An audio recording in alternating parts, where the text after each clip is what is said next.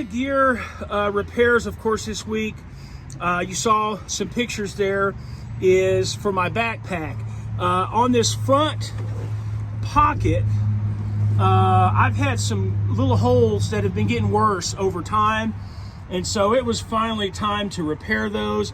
And it's just from, you know, being rough with it and laying it down all the time and running up against trees and rocks and things like that. So, but it's not pretty, but I did just get a regular needle and thread, just regular thread, and patch that up to where that'll stop it from getting worse for a while anyway.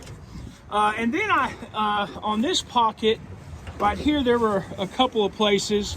This big one right here, this big tear, this is where I keep my water bottle on the side here, the one that I like to pull out and drink. So I patched that up. They're not pretty, but they do the job, they do the trick. So that was the main repair on those.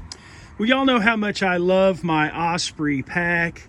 It's an Exos 58 liter. And I figured I would, since I had everything out of it, since I was repairing it, I want to go ahead and weigh it. With the only additional thing it's got on it is the waist belt or hip belt extender that I'm still using. So I'm going to weigh it and see what it weighs.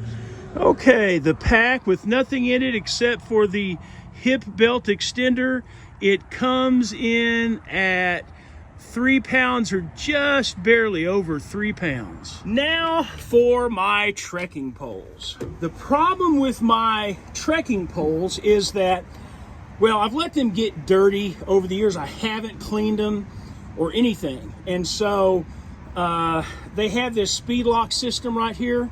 And, well, I can't, they won't move. I can't get them go up and down. I can't get the levers here that adjust the tension.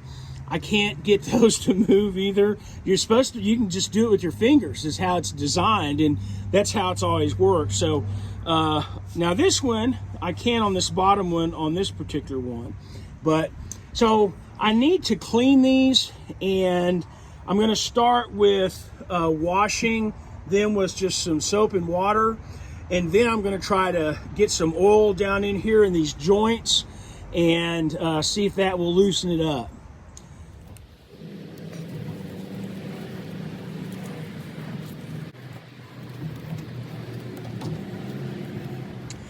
Well, I have been working on these trekking poles for a while, and as you can see, I've taken some of the hardware off of it, and I've kind of separated these right here and tried to loosen that up. And I've even, some videos suggest don't put any lubricant or anything, but others say it's okay. I went ahead, because they were not budging, I went ahead and put some cooking oil on there, trying to get them in those little crevices, and let them set for a while. And I still can't get them to budge.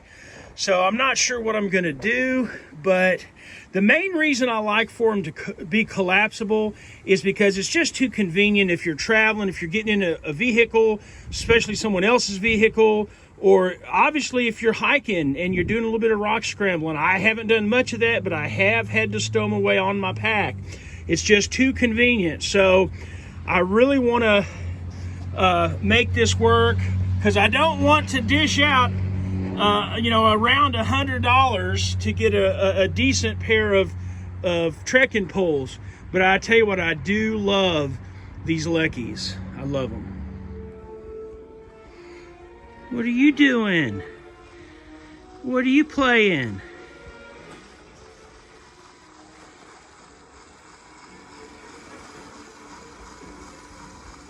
You're really concentrating there.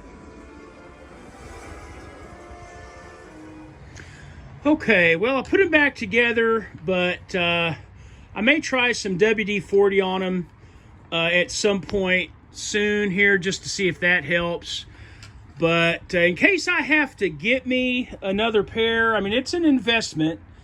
So I'd rather not spend more than $100, but I might just you know, because and I'll just have to make sure that I do a better job of maintenance. But let me know what kind of trekking poles you like, what you know, some of the specific things you like about them that you prefer, brand, and what, you know, what kind of locking mechanism, etc. So yeah, let me know in the comments below. I'd appreciate it. Well, Hurley smells something in there. He just wandering off through there. I kind of think these two spots right here, I've noticed them the last couple of mornings. So I'm thinking maybe we have a couple of deer that are bedding down there at night. Because Hurley's been, that's where he first started kind of sniffing around. So that's kind of what I'm thinking.